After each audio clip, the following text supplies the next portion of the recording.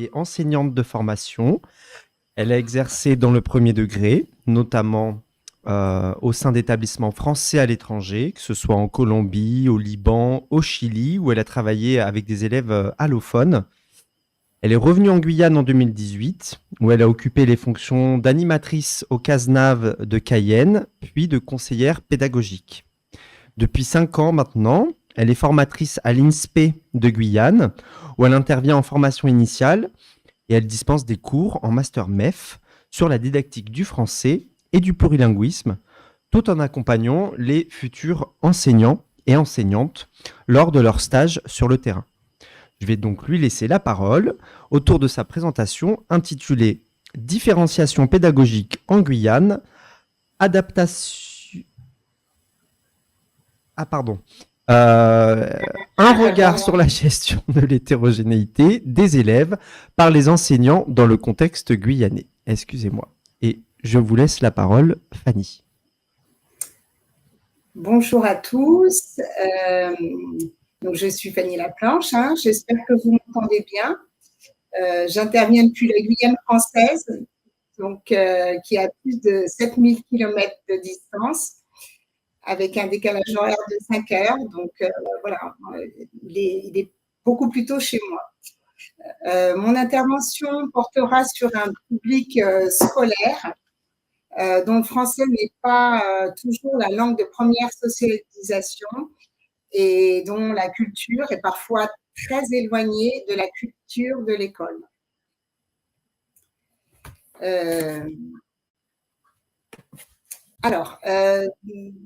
Rapidement, je vais commencer par vous présenter le contexte guyanais afin de vous permettre de comprendre les spécificités de notre territoire, en particulier le profil de nos élèves, à quel type d'hétérogénéité les enseignants sont confrontés.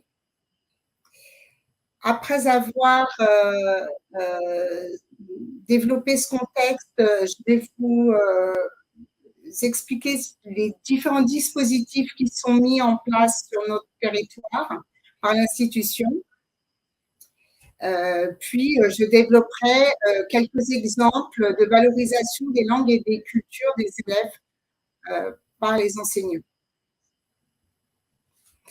La deuxième partie portera plus précisément sur les gestes professionnels qui sont mis en place dans les classes pour gérer ce public hétérogène et répondre aux besoins des élèves, donc la mise en place de cette différenciation pédagogique. Est-ce que vous m'entendez bien? Oui, d'accord. J'ai un retour sur ce que je dis. J'ai envie de retirer le casque.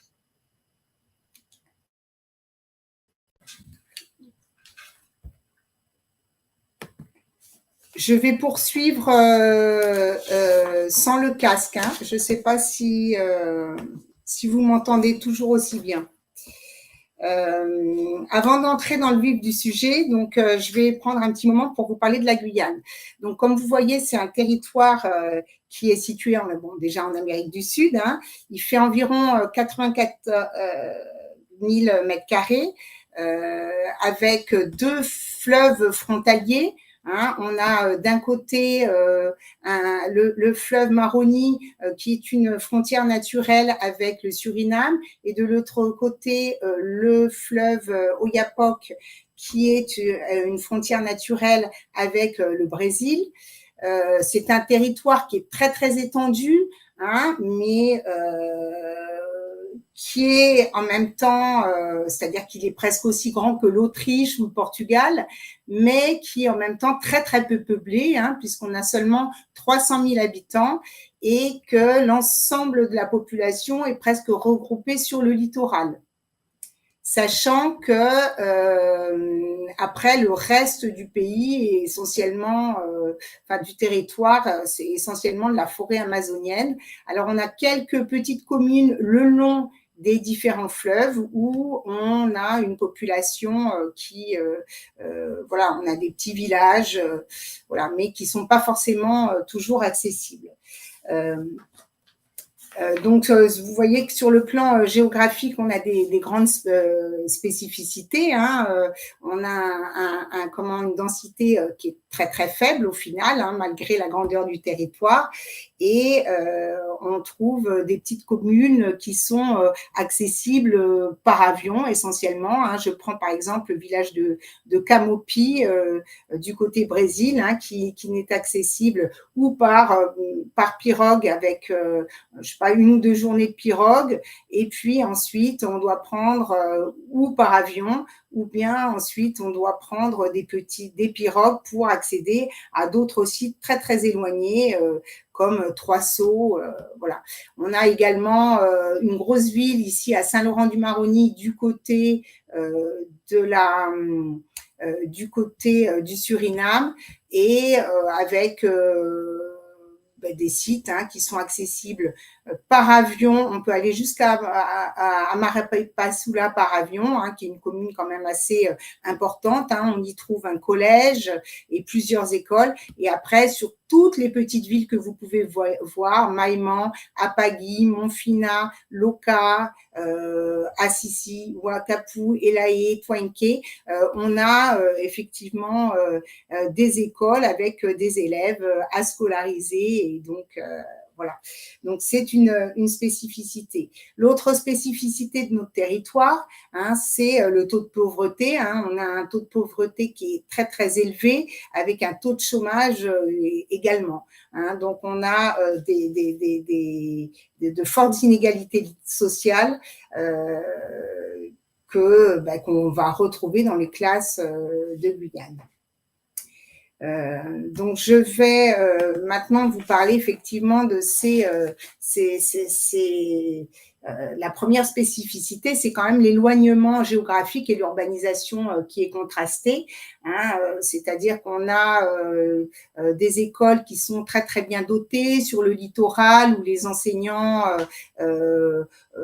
vont très très volontiers, et puis après on a effectivement des problèmes de scolarisation sur des sites plus isolés, qui sont évidemment moins attractifs, qui nécessitent des déplacements, où on a un isolement, si vous voulez, un isolement géographique, un isolement également numérique, un isolement familial, et des temps d'acheminement longs et compliqués, puisque les enseignants doivent sont tributaires de l'avion, de la pirogue, voilà.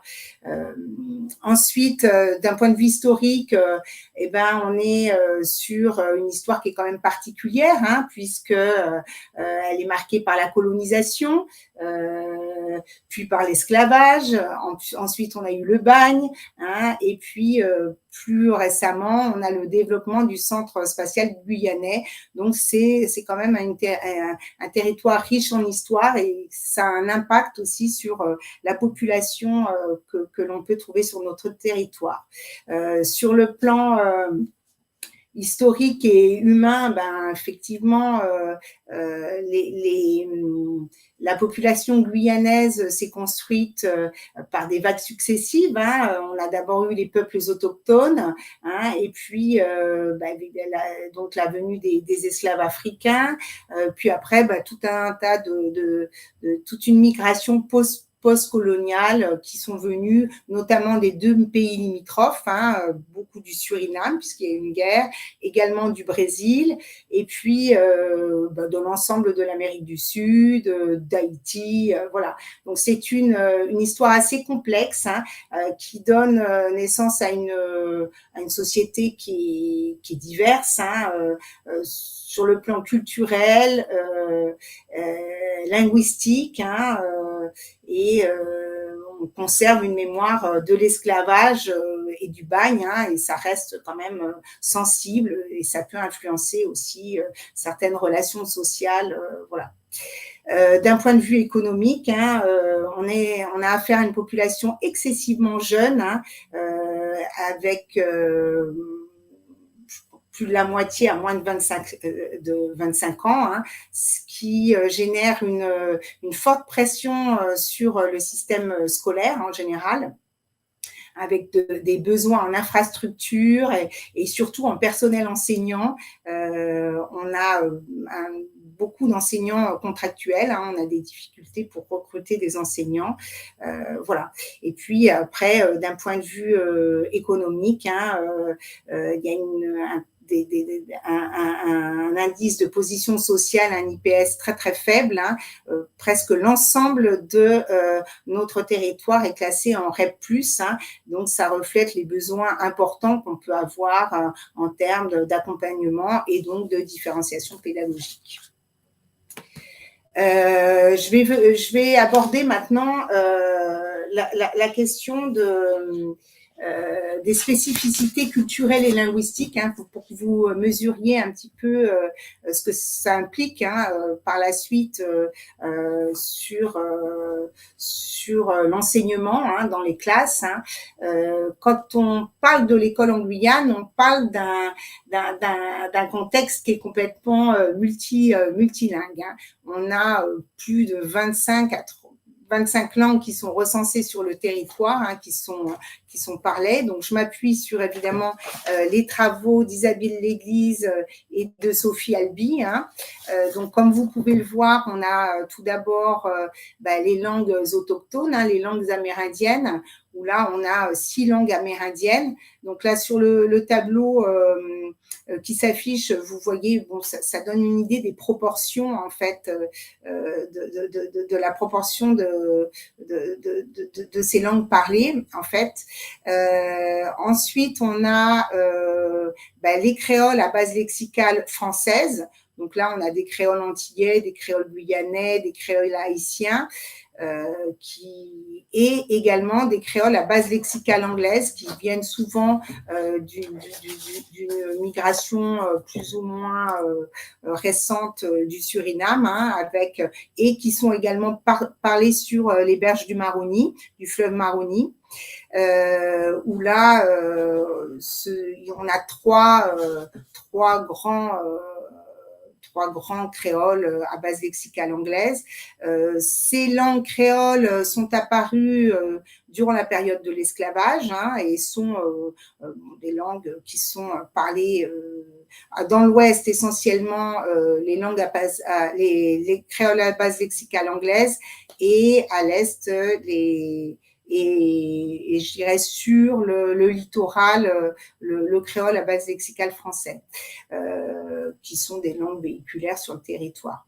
Ensuite, évidemment, on a le français, hein, qui est la langue de l'administration, qui est la langue de l'école, hein, qui est aussi quand même, qui est la langue qu'on retrouve le plus souvent sur, en tout cas, les grosses villes comme Cayenne, Matoury, Kourou. Et puis ensuite, on a des langues asiatiques, hein, le cantonais, le mandarin, le hmong, pardon. Et puis après, on a des langues européennes du néerlandais, hein, puisque c'est la langue de scolarisation au Suriname, et puis de l'espagnol, du portugais du Brésil, de l'anglais. Et puis on commence à avoir aussi une immigration qui vient de Syrie, d'Afghanistan. Donc on a aussi un peu d'arabe. Donc, comme vous pouvez le voir, c'est une diversité qui est très, très riche, mais qui est, comme l'indique Isabelle L'église, un vrai casse-tête pour les institutions scolaires, hein, puisqu'il faut accueillir cette diversité linguistique dans les classes, hein, et c'est un vrai enjeu pour nos élèves que la maîtrise du français. Hein. Bien souvent, le bain linguistique en français n'est donc pas du tout assuré dans les familles. Hein. On a beaucoup de lieux, hein. Bon, je pense notamment sur les fleuves, nos 2 fleuves, mais également sur Saint-Laurent-du-Maroni ou sur d'autres, ou même dans certains quartiers où le français est très très peu présent, et les élèves ont très peu l'opportunité de réinvestir les apprentissages qui sont faits en classe dans leur contexte et dans leur quotidien. Donc, qu'est-ce que ça implique dans les classes? Eh bien, ça implique une très forte hétérogénéité à plusieurs niveaux. Sur le plan linguistique, bien sûr, puisque la maîtrise du français est vraiment un obstacle pour rentrer dans les apprentissages, en particulier en lecture, où la compréhension fine des textes est essentielle. Et puis, on a la problématique aussi de la lecture. On le voit bien puisque on a des sites où la présence de textes écrits est particulièrement rare, à part dans les administrations. Donc, certains élèves sont très familiers avec l'écrit et par contre, qui sont présents dans leur quotidien. Je pense sur le littoral, par exemple, où on a des librairies, des bibliothèques, des spectacles, etc. Mais bon, quand on est en commune isolée, les écrits sont beaucoup plus rares. Ensuite, on a une diversité en termes de parcours scolaire. On a des élèves qui ont été scolarisés depuis très longtemps, enfin depuis la maternelle. On a d'autres qui ont des scolarités un petit peu décousues. On en a d'autres qui ont été scolarisés dans d'autres systèmes. Voilà. Et puis après, on a des élèves qui n'ont pas du tout été scolarisés ou très très peu. Donc, nos enseignants et l'école en général doivent faire face à cette hétérogénéité publique, face à la maîtrise de la langue, mais aussi dans le rapport à l'écrit et dans le rapport à l'école.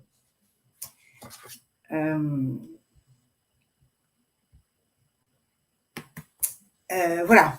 Donc, quel type d'hétérogénéité on peut voir. Déjà, la difficulté, c'est que dans notre contexte, nos élèves doivent apprendre le français tout en apprenant en français. Donc, c'est là que réside la complexité. Ça soulève plusieurs problèmes. D'abord, le problème du sens de l'apprentissage. Pourquoi ces élèves doivent apprendre le français quand ce n'est pas leur langue, la langue de leur quotidien? Est-ce qu'ils sont motivés pour apprendre cette langue? Le projet de l'apprentissage du français n'est pas toujours porté par les familles. Donc, il y a une vraie problématique du sens de l'école et de l'apprentissage du français en général. Donc, les enseignants sont confrontés à plusieurs niveaux d'hétérogénéité au sein d'une même classe. Bon, d'abord, les prérequis, il est déjà là. Est-ce que tous les élèves arrivent avec des bases qui sont vraiment différentes? Ils n'ont pas les mêmes repères, ils n'ont pas les mêmes compétences préalables, qu'elles soient linguistiques, culturelles, scolaires. Donc, vous voyez que, bon, là, on est dans une excessive complexité. Ensuite, il y a la relation affective avec le système scolaire. Certains enfants ont confiance dans l'école et sont préparés à l'entrée dans le système scolaire et à l'entrée dans l'écrit.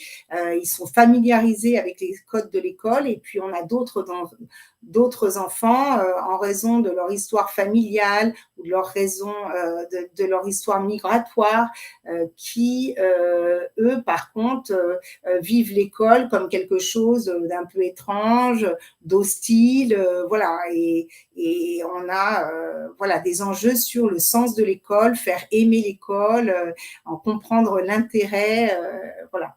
Et enfin, évidemment, on a la problématique de l'hétérogénéité des styles cognitifs et des stratégies d'apprentissage en général.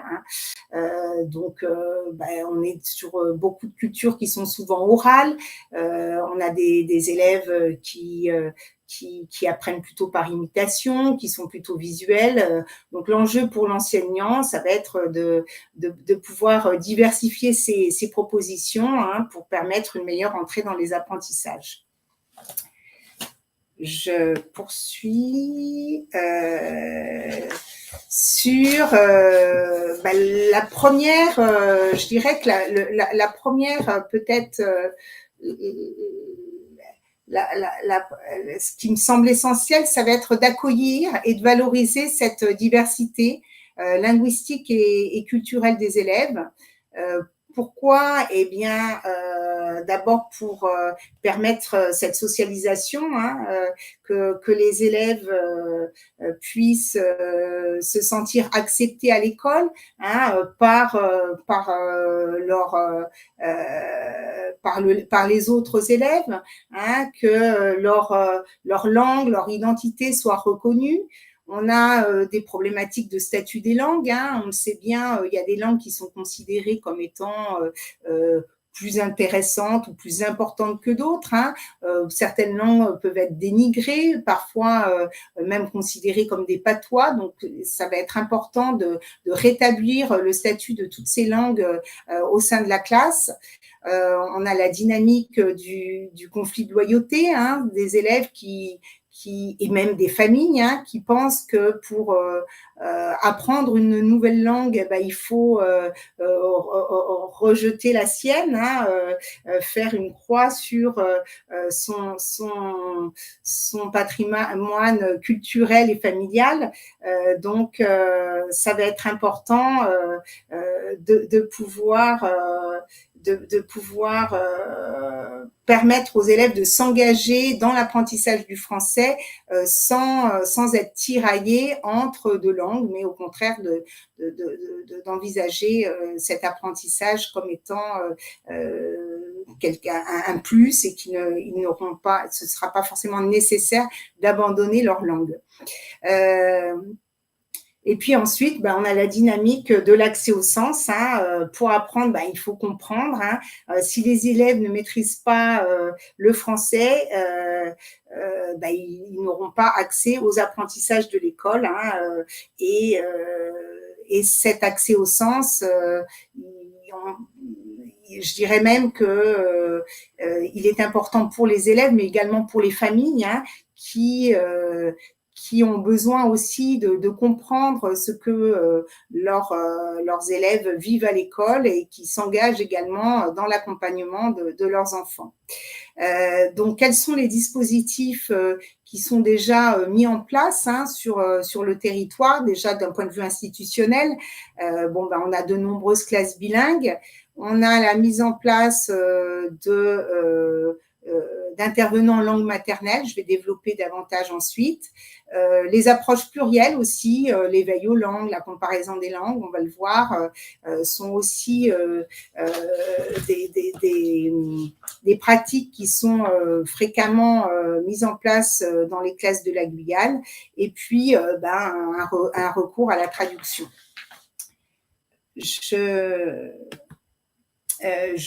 Voici pour vous donner une petite idée. Donc là, nous avons les différentes classes bilingues que l'on peut trouver sur notre territoire, hein. Donc vous voyez qu'on a environ 148 classes bilingues sur notre académie.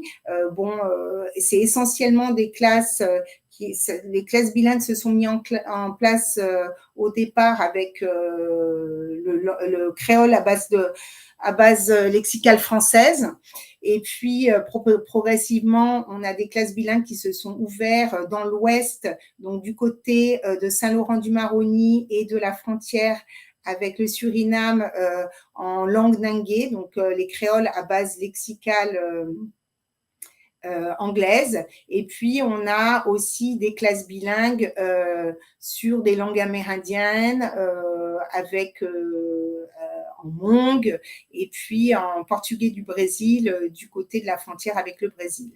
On a également, les classes bilingues sont des dispositifs qu'on trouve en France hexagonale. En revanche, ce qui est vraiment spécifique à la Guyane, hein, c'est la mise en place d'intervenants en langue maternelle.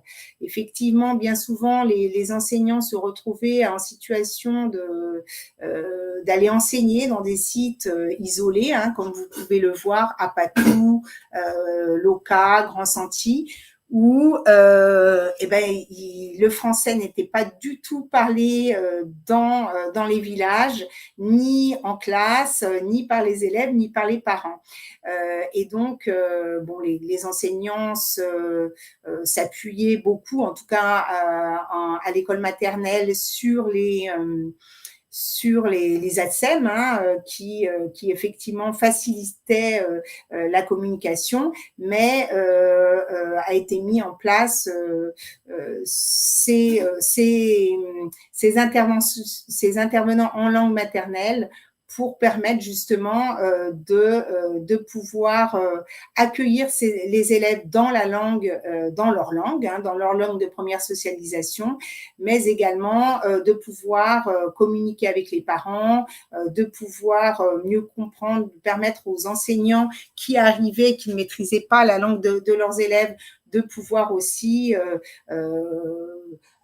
avoir une initiation dans la langue et pouvoir mieux comprendre les différences culturelles et linguistiques qu'ils pouvaient rencontrer dans leur classe. Donc, vous voyez que ces dispositifs sont assez étendus. Les intervenants en langue maternelle progressivement se forment et deviennent des enseignants qui souvent vont intervenir sur les dispositifs bilingues. Voilà. Donc maintenant, je vais donner quelques exemples d'utilisation de langue maternelle dans les classes en Guyane. Donc là, vous voyez une photo où effectivement, on a des élèves qui ont appris des comptines dans différentes langues. Donc, on est sur un éveil linguistique. Donc, ça peut être des langues qui peuvent être les langues de la classe en général, puisqu'on débute toujours par là, mais également des langues qui peuvent être des langues qui ne sont pas issues de Guyane en général. Mais l'idée, c'est que chaque élève puisse avoir sa langue présentée en classe et la faire découvrir à ses camarades. Donc là, un autre exemple qui est fréquemment utilisé, c'est l'utilisation des langues maternelles dans le travail de l'éveil à la conscience phonologique. Par exemple, en maternelle, une des priorités, c'est de développer la conscience phonologique chez les élèves, c'est-à-dire de les éveiller à l'écoute des sons et de pouvoir leur permettre assez rapidement de repérer des syllabes, de repérer des phonèmes en travaillant sur des sons au départ, des bruits familiers, mais progressivement évidemment sur la langue.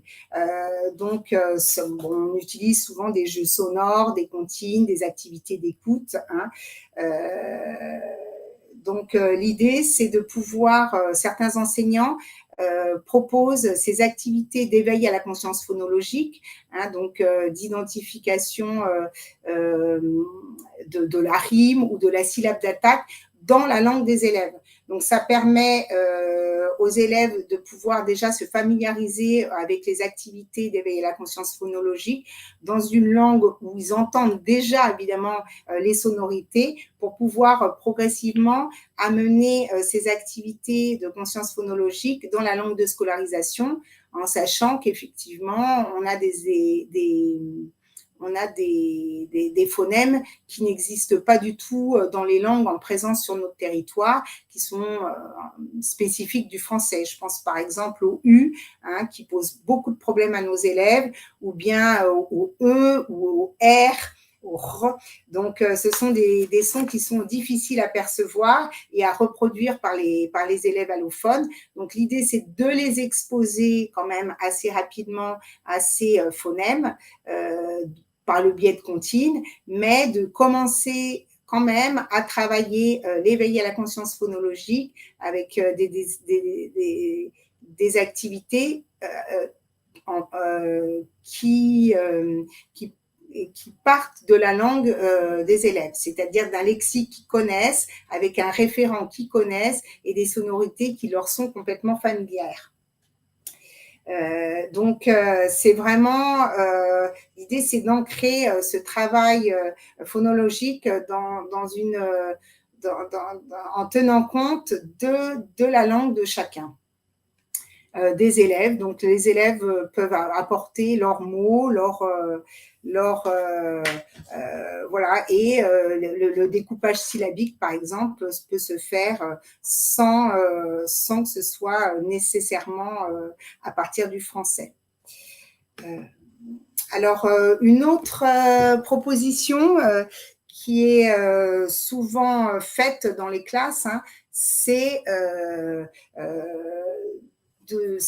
la littérature de jeunesse. Hein. On le sait, la littérature de jeunesse permet d'enrichir le lexique des élèves. Voilà. Donc, là, beaucoup d'albums qui sont préconisés par le ministère de l'Éducation nationale sont des albums qui sont plutôt européen et décontextualisé de la réalité quotidienne de nos élèves. Donc, beaucoup d'enseignants travaillent à partir d'albums bilingues. Alors,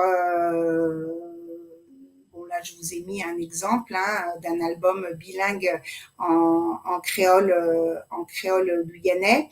Là, il y a plusieurs possibilités, ou bien on invite un parent à lire l'album, ce qui va faciliter la compréhension de l'histoire, globale de l'histoire auprès des élèves. Donc, les parents viennent et puis lisent dans la langue première. Le questionnement peut se faire en français avec l'enseignant, ou bien l'enseignant est lui-même locuteur, ce qui arrive bien souvent, et dans ces cas-là, il peut lui-même lire l'album dans la langue des élèves. On a d'autres situations, donc là, les enseignants utilisent beaucoup également des supports audio. Donc, là, je vous ai mis l'exemple de contes que l'on peut trouver sur le site Conte-moi. Oui. Ah, d'accord. Bon. Pardon, je me suis trop étendue. Donc, écoutez, là, on a de la comparaison des langues. Également qui est proposée par nos enseignants. Il y a d'autres projets aussi au service de l'apprentissage de la langue. Par exemple, des projets sur des kamishibai plurilingues. Certains ont d'ailleurs reçu des prix par le concours du Lala. On a des situations concrètes également où on utilise la vannerie des communautés amérindiennes pour rentrer dans des apprentissages abstraits. Rapidement, je suis désolée, je me suis un peu laissée dépasser par le temps. Ce qu'on garde toujours en perspective, c'est le fait de toujours avoir des prérequis, d'anticiper les prérequis langagiers et de cibler des objectifs linguistiques.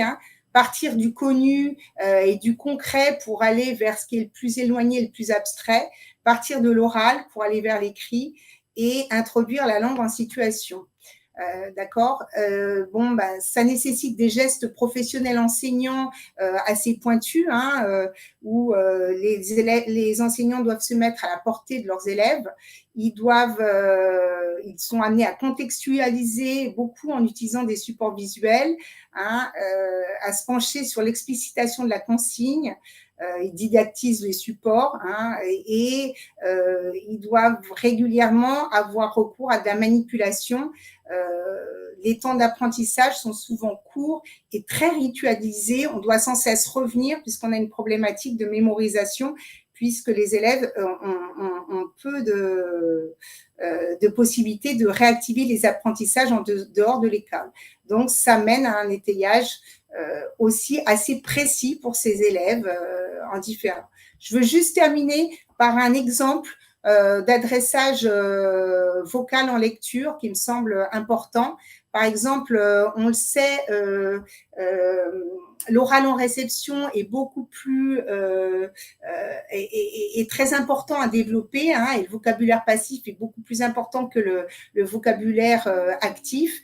Et on a des pratiques où les enseignants sont amenés à dire les mots, c'est-à-dire que l'enfant, avant d'être en situation de décoder, là par exemple en lecture, c'est l'enseignant qui dit les mots et l'enfant qui retrouve. Ça permet à des élèves qui ont des difficultés de prononciation, qui ne sont pas encore à l'aise avec la langue, de pouvoir rentrer dans le décodage sans être immédiatement en train de lire et de prononcer les mots. Voilà. Après, évidemment, on a les modalités de travail qui facilitent l'entraide et la collaboration. Je vous avais mis quelques exemples d'adaptation que l'on peut retrouver sur des supports où on est sur du cycle 3 avec des niveaux de lecture très, très différents, où en même temps, on utilise le contexte de la Guyane, des animaux de la Guyane, mais où le CASNAB là, a fait une proposition pour permettre à différents types de lecteurs de pouvoir lire en tenant compte de leurs différents acquis. En lecture, donc des lecteurs débutants jusqu'à des lecteurs vraiment très performants qui peuvent lire sans images, sans support visuel et des textes beaucoup plus complexes. Voilà, donc pour conclure, on ne peut pas parler effectivement de l'enseignement sans parler de l'évaluation.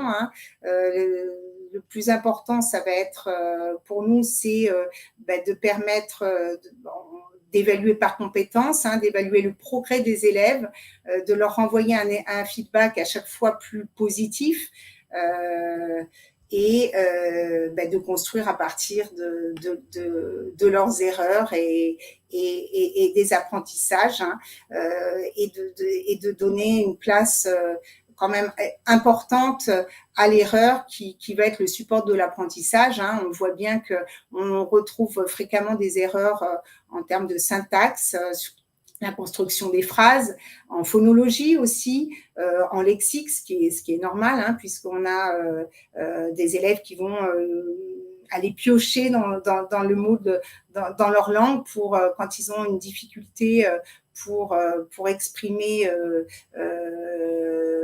le sens de certains objets, puisqu'ils n'ont pas toujours le vocabulaire. Voilà. Donc, je vais conclure. C'était un petit peu rapide. Je me suis laissée. Voilà. Donc, pour conclure, moi, je peux que dire. La gestion pédagogique en Guyane, c'est un défi et une richesse. Donc, voilà. Oui. Oui, je vous remercie. Allez-y. Je vous remercie. Oui, tout à fait. Je vous remercie pour votre écoute et puis je réponds à vos questions. Alors, est-ce qu'il y a des questions dans la salle pour Fanny?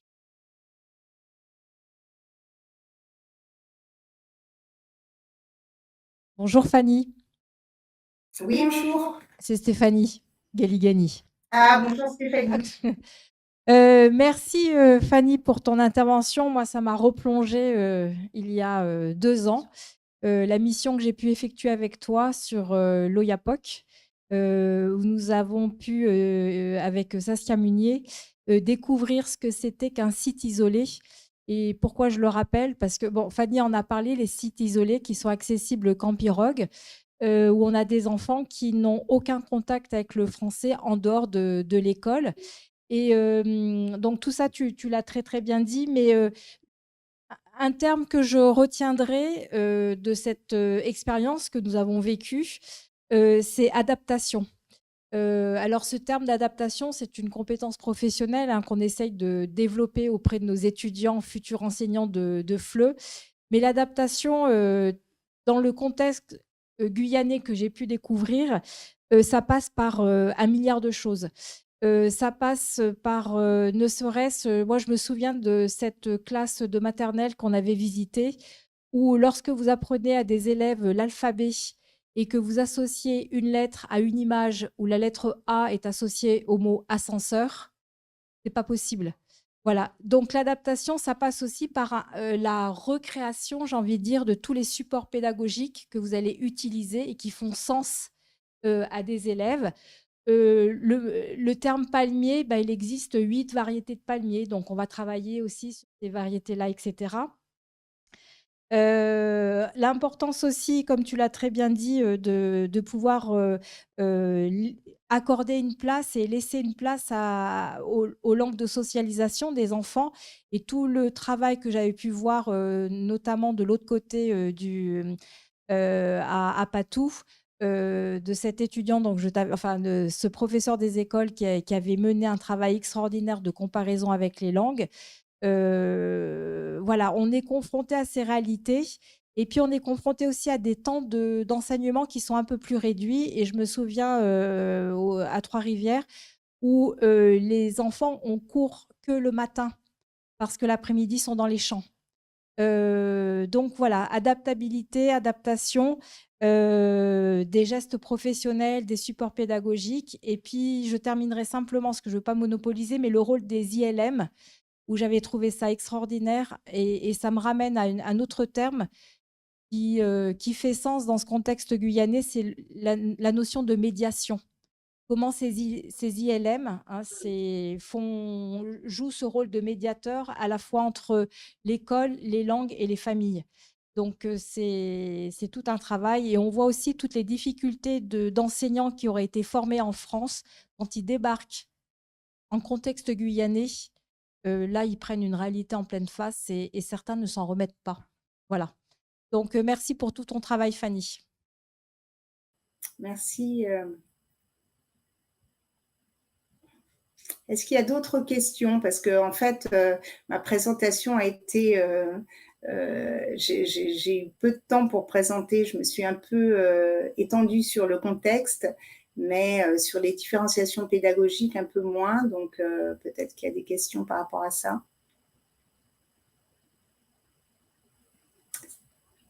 Stéphanie?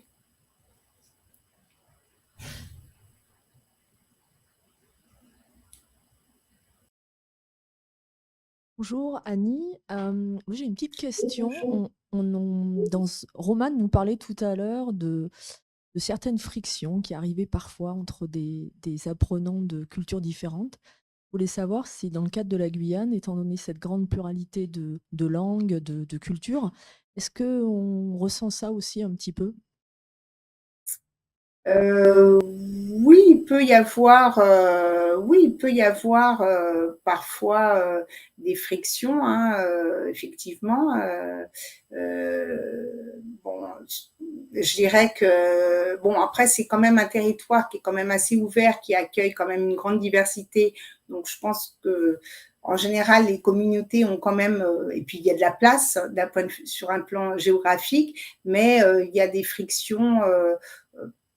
Oui, parfois il peut y avoir des tensions ou voilà, par rapport notamment à des personnes qui viennent d'ailleurs et qui arrivent sur le territoire. Bon, on a des différences entre les différents créoles, par exemple, le créole guyanais, le créole, comment dire, le créole haïtien, ou voilà. Donc oui, parfois il y a des petites tensions, mais bon, je dirais que même si les communautés ne se mélangent pas forcément, dans l'ensemble, les contacts sont assez bons. Mais il y a quand même un rôle de la part de l'enseignant à jouer pour permettre à chacun de pouvoir, à toutes les langues d'exister, à tous les élèves de pouvoir de pouvoir prendre la parole et puis de se sentir de se sentir bien en classe et accepté et intégré dans le contexte scolaire. Je ne sais pas si j'ai répondu à votre question. L'année dernière, donc j'avais cette question en tête en fait par rapport à l'expérience que j'avais eue là-bas. D'accord. Merci.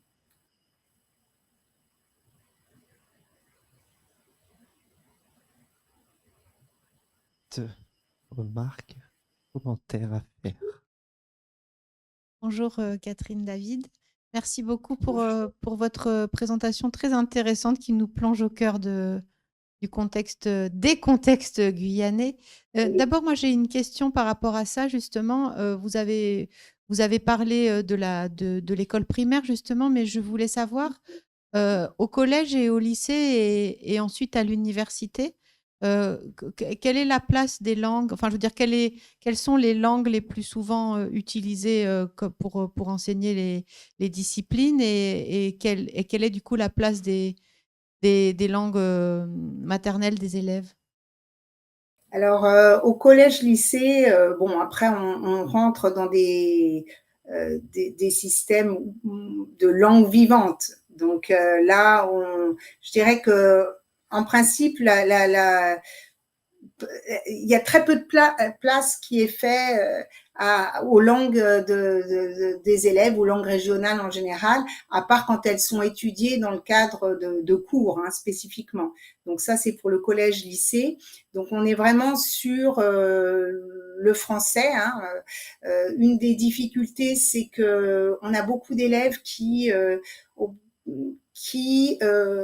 restent sur un niveau qui est plutôt je dirais B1, petit B1, en tout cas peut-être B2 à l'oral et encore, et qui ont du mal ensuite à monter en compétences en langue, puisque en fait ils se retrouvent dans les contextes, dans leur contexte à eux, ils ont ils n'ont pas toujours l'opportunité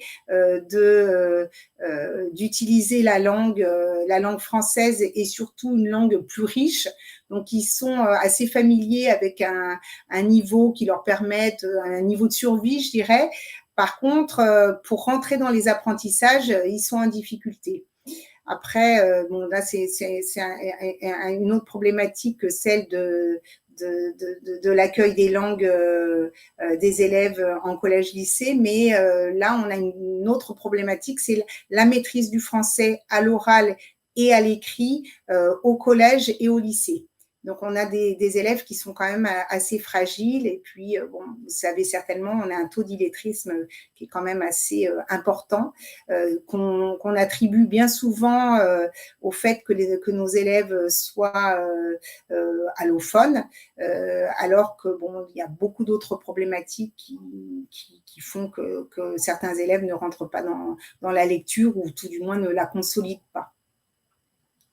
Oui, merci. Et je peux rajouter quelque chose. Vous avez soulevé une question importante qui n'a pas beaucoup été abordée aujourd'hui. Et pour cause, c'est parce que c'est quand même très compliqué. C'est celle de l'évaluation à la fin.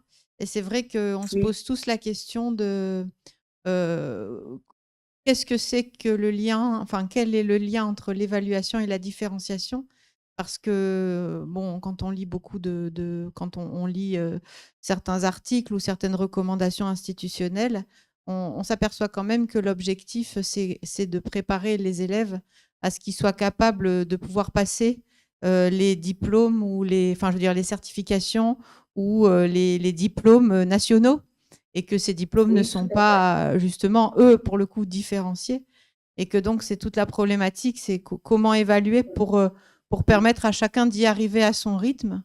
Parce que c'est vrai, quand on pense différenciation, souvent on pense simplification, mais en fait, c'est simplifié pendant un moment pour pouvoir respecter un rythme, mais avec un objectif de permettre à chacun de passer les mêmes évaluations. Donc voilà, vous l'avez évoqué pour le primaire. Je pense que c'est peut-être un peu plus facile à gérer au niveau du primaire.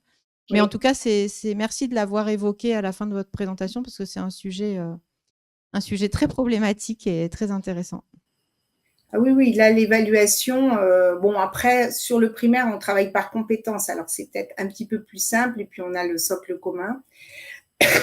Par contre, c'est vrai qu'en secondaire, les enseignants sont en difficulté puisqu'en fait, les attendus et notamment sur les classes à examen sont tellement éloignés du niveau initial des élèves, c'est-à-dire qu'on est même assez loin de la zone proximale de développement de certains élèves qui fait que on met nos élèves en échec. Donc, c'est vrai qu'il y a une vraie problématique de pouvoir avancer par paliers pour les faire progresser et leur permettre de pouvoir comment accéder aux attendus de fin de parcours, quoi. Mais c'est vrai que c'est compliqué. Souvent, en tout cas, sur le primaire, le choix qui est fait, il y a beaucoup d'observations et puis surtout l'utilisation de l'oral. Et après, la préparation des consignes sur l'écrit.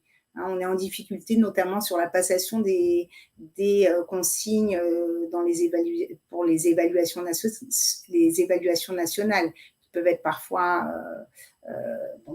décontextualisées ou bien voilà. Donc c'est vrai qu'on a un vrai souci sur l'évaluation des élèves et l'importance de valoriser les progrès de chacun et de permettre aux élèves de rester dans un climat bienveillant et productif, qui leur donne envie de continuer à faire des efforts et continuer d'apprendre. Donc, c'est pas toujours facile.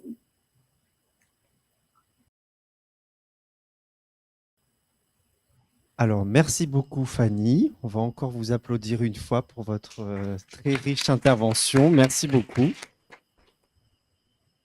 Merci beaucoup. Et je passe la parole à Charlotte. Voilà, donc je pense que nous arrivons au terme de cette journée. D'abord, un très grand merci aux intervenantes et à Paul, puisque c'était le seul intervenant. Merci à Dora et Fanny, parce qu'on sait que ça n'est pas un exercice facile que de faire ainsi une conférence sans voir son public, d'entendre les questions, mais de ne pas voir les personnes qui sont présentes.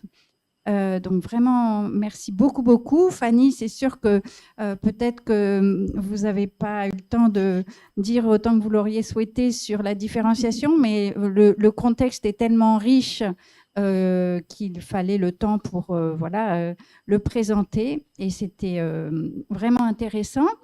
Nous n'avons pas prévu de, comment dirais-je, de clôture, de synthèse, mais on avait l'idée tout à l'heure, en discutant rapidement avec Stéphanie et Thierry et Catherine, de demander aux intervenantes si elles veulent bien venir ici, et puis après on fera un petit tour dans la salle, de dire un mot que vous auriez retenu, que vous auriez envie de dire au terme de cette journée. Alors, si les intervenantes veulent venir, au moins Dora et Fanny pourront les voir. Et on fera circuler le micro dans la salle pour les autres. Ah oui, interdiction bien sûr de dire différenciation ou hétérogénéité, bien sûr.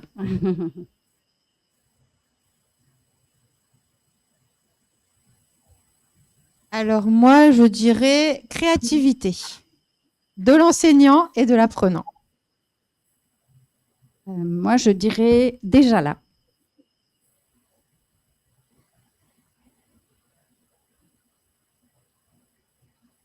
Moi, je dirais multicolore, pour reprendre un peu notre affiche avec les mains. Merci encore, Catherine, d'ailleurs, parce que je trouve que ça représente bien les enjeux de l'hétérogénéité.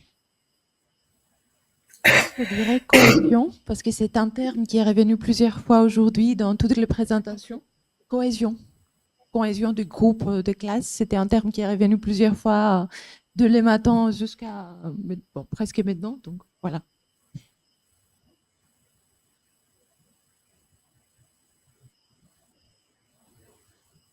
Alors peut-être. Alors Fanny et Dora.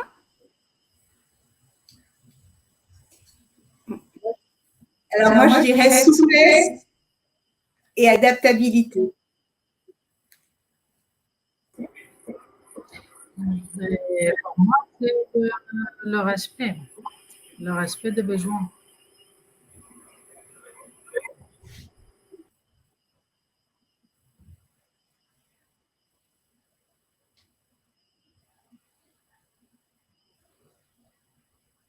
Je dirais partage. Alors, plus pour le format du forum, c'est pas souvent qu'on a l'occasion d'échanger entre professionnels enfin, globalement sur un même terrain, mais finalement pas du tout. Donc, ça, c'était chouette. Après, ça va tellement vite que bah, des fois, on reste un peu avec des questions, je pense, qui arrivent après, mais c'est bien parce que ça ouvre aussi des portes pour aller faire ces petites recherches derrière. Donc, merci pour ce forum. C'est tout. Merci beaucoup. Est-ce que dans le public, certaines ont envie de dire un mot? C'est pas obligatoire, hein, mais je veux pas. Oui, Moi, ça m'évoque deux mots en fait, richesse et inclusion. En fait, j'avais aussi envie de dire philosophie parce que ça m'a donné très envie aussi d'utiliser cet outil de la philosophie de la discussion. Voilà, c'est tout. Merci. merci à vous. Je dirais partage. Partage. Voilà. Merci. Est-ce qu'il y a Raphaël, un autre mot? Alors, créativité a été donnée, mais du coup, du côté de l'enseignant et de l'apprenant, je dirais engagement. Merci. Y a-t-il encore une proposition?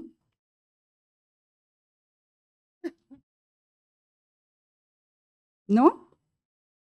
Très bien. Alors, nous allons terminer et conclure sur ces termes qui ont été donnés et vous remercier en présentiel et à distance. Désolée à distance de ne pas pouvoir vous solliciter davantage, mais voilà, c'est le choix de ce format de diffusion en direct sur la chaîne YouTube. Ah, il y a des mots. Oui. Oui, vas-y. Enrichissant et innovation. Par Kim. Très bien. Ah, merci pour cette participation à distance. Eh bien, nous vous disons au revoir. Merci encore. Merci Dora, merci Fanny. Et à la prochaine. À dans À dans 2 ans. Très bien. Merci Thomas, merci Dimitra.